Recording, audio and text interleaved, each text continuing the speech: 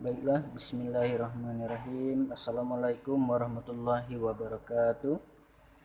Baiklah anak-anak semuanya, untuk saat ini kita akan membahas soal latihan ulangan bab 9 ya. Baiklah, kita bahas soal nomor 1. Oksigen yang masuk ke tubuh manusia akan disimpan dalam bentuk terikat pada, jawabannya adalah otot dan hemoglobin ya.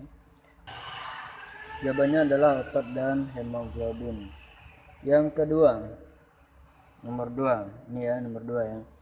Hakikat pernapasan manusia adalah terjadi di titik-titik di dalam sel-sel tubuh. Terjadi apa misalnya kan? Jadi hakikat pernapasan manusia adalah terjadi apa yang terjadi?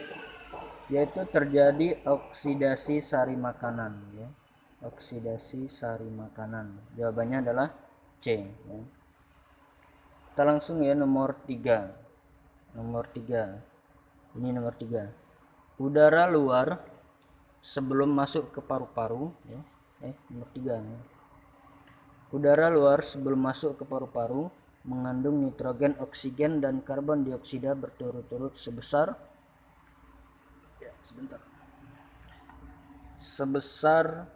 79,07 untuk nitrogen dan 20,9% untuk oksigen dan 0,03% untuk karbon dioksida. Jawabannya adalah D. Nomor 4. Penyaringan udara sebelum masuk ke paru-paru terjadi di dalam rongga hidung ya. Rongga hidung ya. Rongga hidung, bukan rongga mulut. Makanya kita harus bernapas melalui hidung, jangan melalui mulut ya. Yang nomor 5. Nomor 5, penyesuaian suhu udara penapasan yang terjadi di dalam rongga hidung dilakukan oleh, kalau untuk penyesuaian udara ini dilakukan oleh kelenjar lendir ya. Kelenjar lendir. Oke. Nomor 6, rongga mulut dengan rongga hidung dibatasi oleh anak tekak ya. Anak tekak ini adalah untuk mengatur yang masuk itu udara apa makanan seperti itu.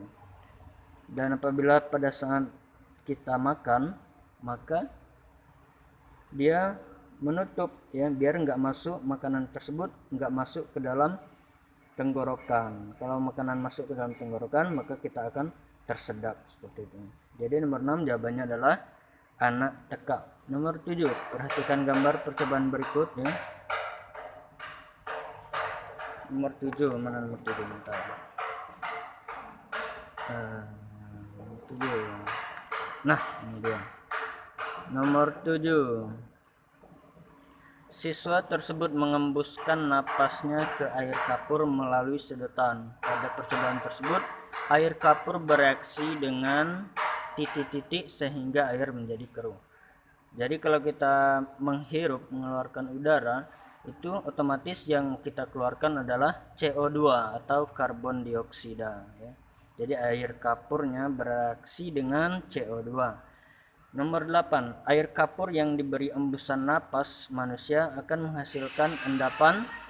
Nah, jadi air kapur ini ya, kalau kita berikan embusan napas, berarti kita memberikan apa ya, hembusan napas itu kan CO2 ya. CO2, jadi akan menghasilkan endapan kalsium karbonat dia. Oke. Nomor 9, berbicara pada saat makan dapat menyebabkan tersedak apabila ada makanan yang masuk ke dalam pangkal tenggorokan ya. Ini kenapa pangkal tenggorokan, kenapa enggak cabang tenggorokan? Karena cabang tenggorokan ini sudah masuk ke batang tenggorokannya ya. Jadi sebelum masuk ke tenggorokan maka kita akan tersedak terlebih dahulu. Jadi yang membuat kita tersedak adalah tatkala makanan itu mau masuk ke pangkal tenggorokan. Oke. Nomor 10, kapasitas paru-paru merupakan volume udara yang kapasitas paru-paru ini adalah volume udara dalam paru-paru kita yang dapat kita masukkan secara maksimal seperti itu. Jadi kapasitas paru-paru merupakan volume udara yang maksimum yang masuk ke dalam paru-paru kita. Nomor 11, alveolus merupakan cabang bronchiolus yang berbentuk gelembung udara sebagai tempat pertukaran apa? Tentunya adalah pertukaran oksigen dengan karbon dioksida. Oke, kita ke nomor 12. Nomor 12. Nah, ini nomor 12, bagian pangkal tenggorokan yang berfungsi untuk menjaga lubang pangkal tenggorokan agar tidak kemasukan benda yang ditelan adalah anak teka, ya, seperti yang saya jelaskan di nomor berapa tadi? Di nomor 6 tadi, ya. Oke. Nomor 13, pernyataan berikut yang benar adalah kadar gas N2 atau nitrogen di udara lebih tinggi dari kadar gas O2, yaitu yang benar, ya. Yang lainnya adalah salah. Oke. Nomor 4, kapasitas paru-paru yang paling besar kemungkinan dimiliki oleh atlet renang, ya. Atlet renang. Karena atlet renang ini dia harus bisa menyimpan udara dalam paru-parunya dalam jumlah yang besar biar dia bisa berenang dalam waktu yang lama, ya. Nomor 15, ya, udara yang keluar dan masuk ke paru-paru yang kita pada udara yang keluar dan masuk ke paru-paru kita pada waktu istirahat adalah sebanyak 0,50 liter, ya. Pada waktu kita istirahat berarti pada saat normal, ya, pada saat normal. 16, pernyataan berikut yang benar adalah paru-paru pecandu rokok berukuran besar. Salah, ya. Minum teh dapat menghilangkan nikotin dalam paru-paru. Enggak, ya. Kandungan tar dalam rokok dapat menimbulkan kanker paru-paru. Nah, ini yang benar, ya.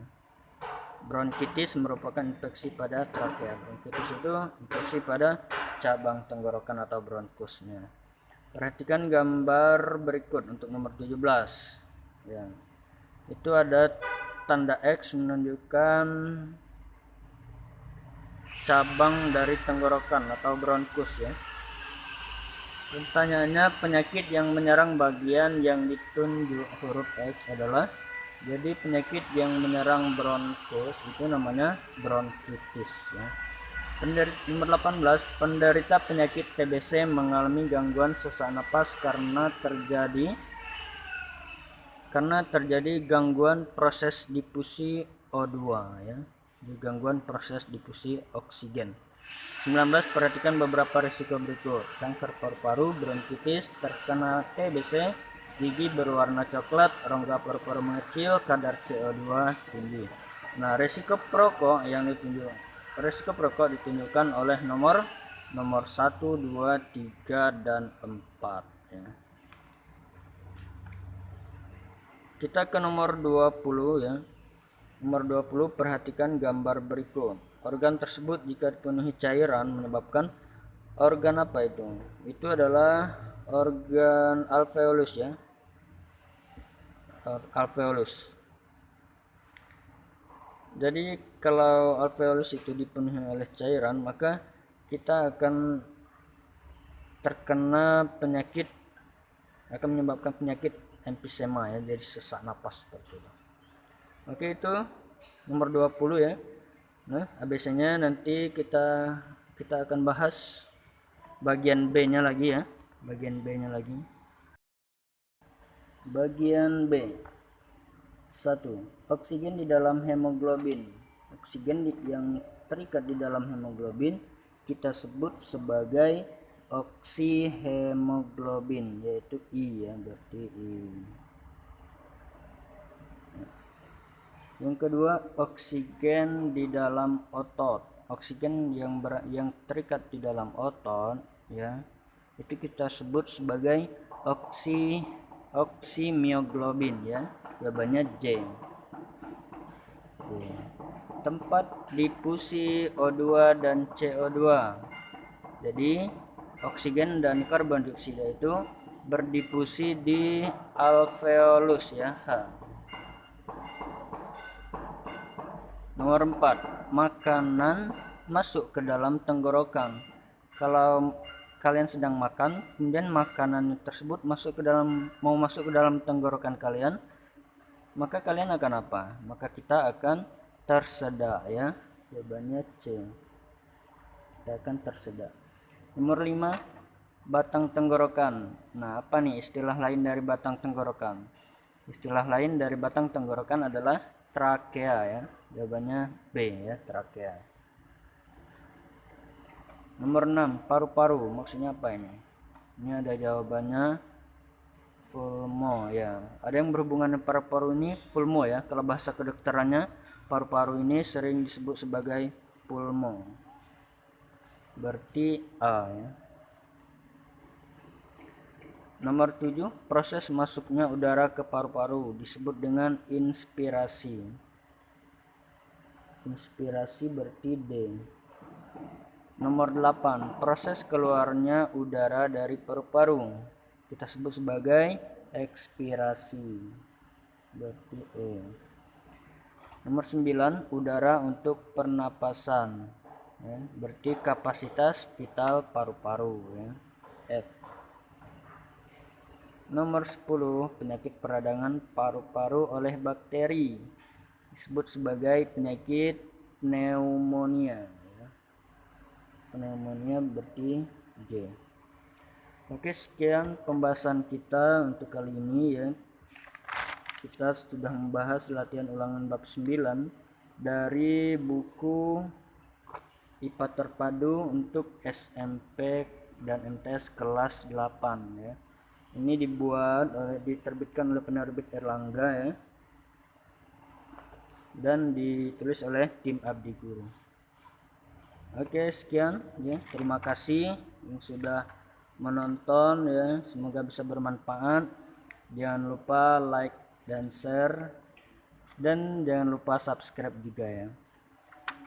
Share kepada teman-teman kalian biar teman-teman kalian memperoleh ilmu yang bermanfaat seperti kalian juga.